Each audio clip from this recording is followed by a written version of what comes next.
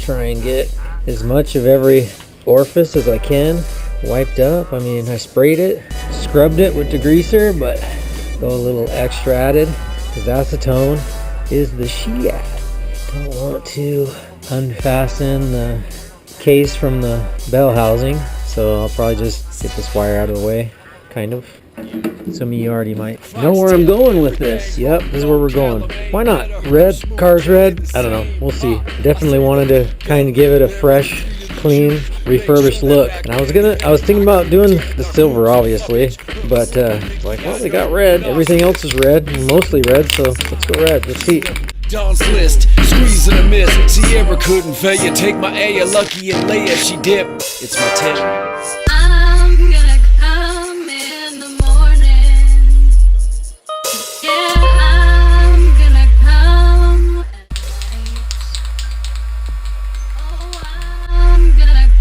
That shit is bright. Oh man. My pussy is sexy tight.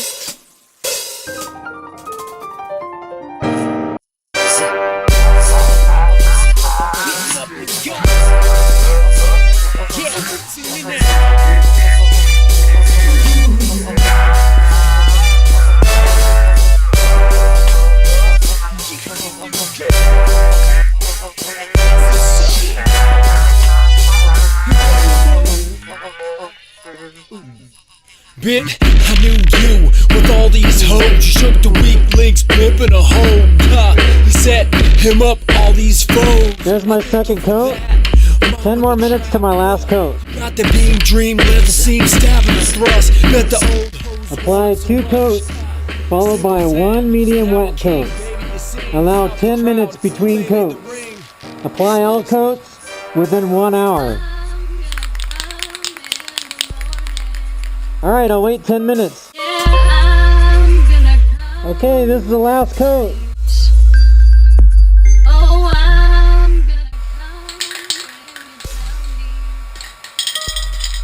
That's all she wrote.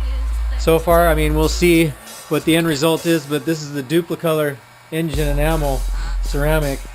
Withstand heat up to 500 degrees, resistant to oil and fluids, man. The coverage of this is, I'm digging it. The way it comes out of the can, the coverage of it, man, it looks freaking good on there right now. So we'll see how it goes. Dries to the touch in 1 hour. Can be handled in 3 hours. I probably won't be touching that thing until like tomorrow or something. Yeah? Yeah? It's gonna be stinky. Did you have a good time? Make sure that back end heavy, I get deep, knock roots, my bitch. Alright, so we're all cured up. I got all my tape that I use in thread locations and on certain accessories here, like the speed sensor and whatnot. My shift boot, stuff like that, removed, and man, it's looking really good so far. I really like this Duplicolor engine paint, and looks really nice. Take it off the stool and get this out of the way here, and get prepared for when the block comes from the sheen shop. Finally! It's not gonna be anytime soon. Well, it'll be soon for you. Well, maybe, I don't know. It'll be forever. Looking at 4 to 6 weeks. Poof, there it is, it's gone. All right, got all the stuff out of the way. It's gonna be a while before I paint the block and the head.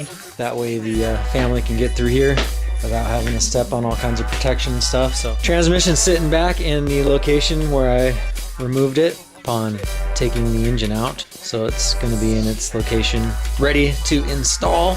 I get the block back, and well, I'm going to have to clean out the pan too before putting it on, and I'm over times of carnage and madness. Look at all this in my pickup. Oh my gosh, there's chunks of old piston in there. Yeah, I've been running this thing with massive carnage in here. Let's get some of this stuff out of here. Oh my gosh. Now a king, baby, you sing out the crowd. You melee the ring. Seriously. I'm gonna come. Holy moly. Yeah, I'm gonna come at night. Wow. You got chunks of piston. Well, a lot of this here looks like that spun bearing that we had. But I'm sure I got chunks of piston and ringlets from times past. Oh my gosh.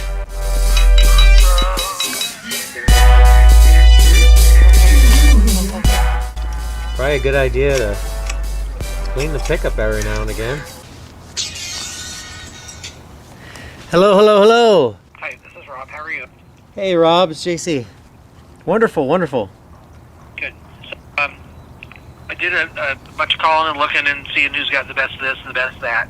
And the Brian Crowder stuff is not only do they have it, it's a pretty good product, and I think they've done a lot of their proper research. The pistons, they can make at any dish volume, so we just need to figure out how much compression we want. They'll make the piston according with the appropriate dish. Okay. The parts, which would be like so they have two different connecting rods they sell. Okay. One of them 800 horsepower or over 9,500 RPM, and then the other one is less than that. So if it's less than that, if it's 650 and you're only turning it at 8,500 or something like that. Right. It's about $200 less for the different rods, and it's really just the bolts that are different, not the rod. Okay, and then the 800 plus 9,500 RPM. That's not to say that. That's just saying if you're going to be above that, you might as well. You should have that if you're going to be above that. If you're going to be lower than that, you're still going to be fine. It's not going to change my power band if I'm looking to have power in the mid section before I hit that 9,500. That if I have the 95 with the 800 horsepower, that I'll still have that mid range with that still. But if I'm not planning on going that high, then go with the lower ones. What the information's saying. It saves you $200 basically. Right. Yeah. Yeah. And if the $200 isn't going to break you one way or the other, I just put the better rod in it. That's what we're talking about. Yeah. Yeah, that to me, that's kind of like, well, for $200, I'll just put the better rod in it. Right. Now, for the piston that we're talking about here and the compression that we want now, what we built before, what you built for me before was, with that dart and sleeve, it was for 40 psi. Was our tolerance there for putting boost to it. So that's what we're going to be doing. Still, we're just going to be throwing boost at it. Somewhere around 32 or more. In that area to accommodate what the sleeve can handle. So my knowledge isn't vast. I guess for turbo you want lower compression. Is that correct? Or well, there's so much combination. Has to do with injector size and how laggy the turbo is. Right. If the turbo's kind of laggy, then then you usually put a little more compression in it. Mm-hmm. If the turbo's really crisp, then you usually put a little lower compression in it. Okay. Pretty much everybody tune-wise now, 9-to-1 compression is about the middle of the road for if everything's good. Yeah. If the turbo's laggy, then you can go up to 10. If the turbo's super precise and you're gonna put 60 pounds of boost in it. Yeah. Then you'd probably be a little closer to 8, but 9 is kind of the number. That sounds good because we should be pretty crisp on that. I didn't go for a laggy setup. I went with the new Garrett Gen 2, so it and I didn't go real high up, so I'd have some mid range because I didn't want to wait forever to get it to spool up. Oh right, you don't want to wait till you're 65. Yeah. Yeah. Exactly. Yeah. And I think we're still running the 1,000 cc dynamic injectors, so and I've got a 300 inline with a 255, I believe, with the Walbro and the tank, so that should get us, to 700 or so, or wherever we go at that point, because I think the turbo is going to max out at 750. So I'm thinking, anything 650 or above, we're going to be golden. So I like where we're going. Okay. So Bowie said at a certain point he wants to put a copper O-ring in the top of the block. Okay. And if we're going to be into that 650 to 750 range, you probably should do that. Roger that.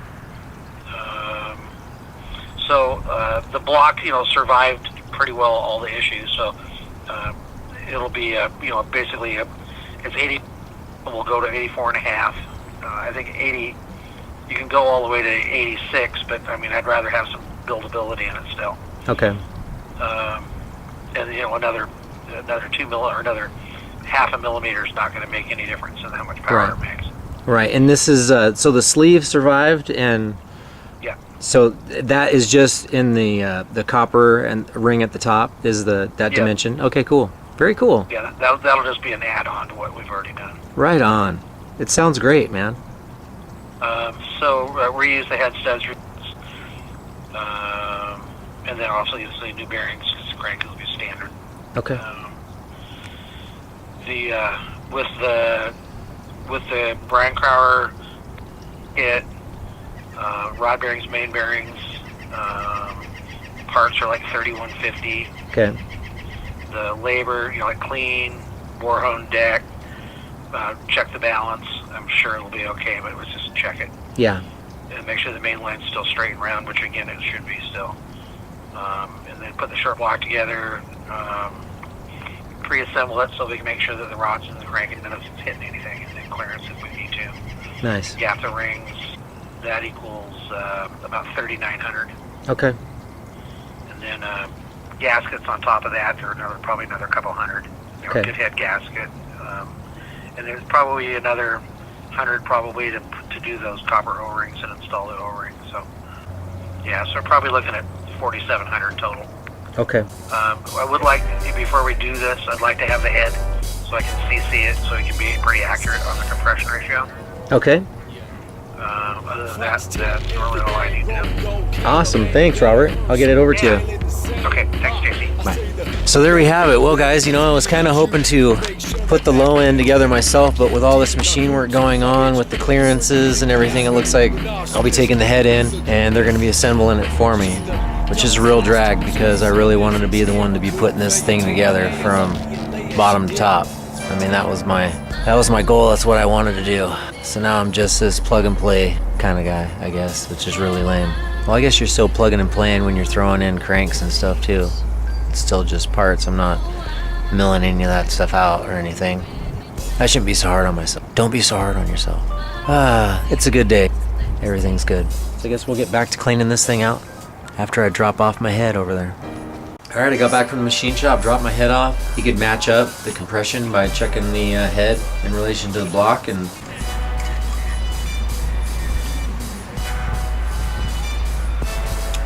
still a lot of debris in there. Do my best to try and get all of that out of there. Let's see if we can blow some of this stuff out of here. Oh yeah, that shot some stuff out. Do you see that? That's looking a lot better after that blowout. You can see there's chunks of metal and stuff sitting on all those rocks. Oh my gosh, look at all that stuff. Here's all this debris we got from the pickup. All this debris here, I blew out on these rocks right here. Alright, let's see what we got in this pan. Here's some metal shavings right there. Just full of that bearing. You can see it in there. It's like panning for gold. Alright, well, let's see if we can get some more of this stuff out of here.